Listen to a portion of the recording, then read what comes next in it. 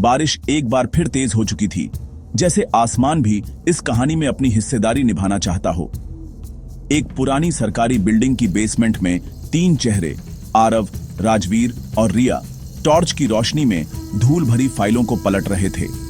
यहां कोई आया नहीं सालों से, रिया ने कहा, दीवार पर जमी जाली को साफ करते हुए। लेकिन यही वो सच दफन है जो झेड़ 13 मिशन को फेल करने के पीछे की असल वजह बताएगा, आरव बोला, अपनी आवाज में एक अजीब सी बेचैनी छिपाते हुए। राजवीर ने एक लोहे की अलमारी को तोड़ने की कोशिश की। आखिरकार एक झटका दिया और दरवाजा चरमराकर खुला। अंदर एक बंद बॉक्स था, उस पर एक कोड लिखा था, झेड़ 13 ब्लैक डॉट। रिया ने चौंक कर कहा, यह वही कोड है जिसका जिक्र सिर्फ टॉप सीक्रेट दस्तावेजों में था। इसे एक्सेस करना गैर कानूनी था और जानलेवा। आरव ने फौरन बॉक्स खोला।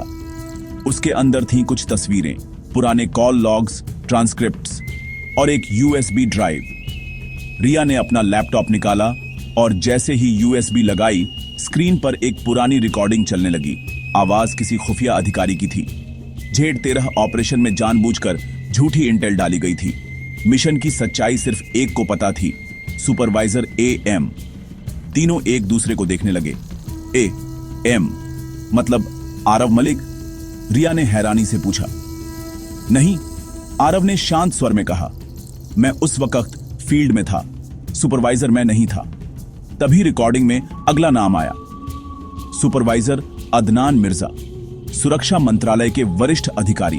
उसके आदेश पर ही सिया को मिशन में शामिल किया गया था, और वही व्यक्ति जो लीक का असली जिम्मेदार है। रिया का चेहरा पीला पड़ गया।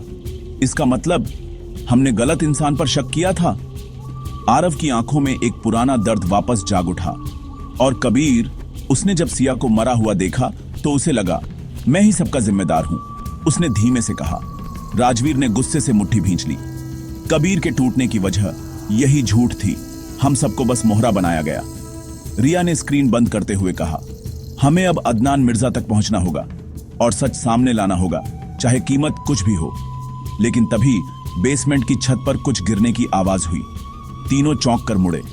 कांच टूटा। ऊपर एक शैडो, लंबा, छाया जैसा, जो तेजी से गायब हो गया।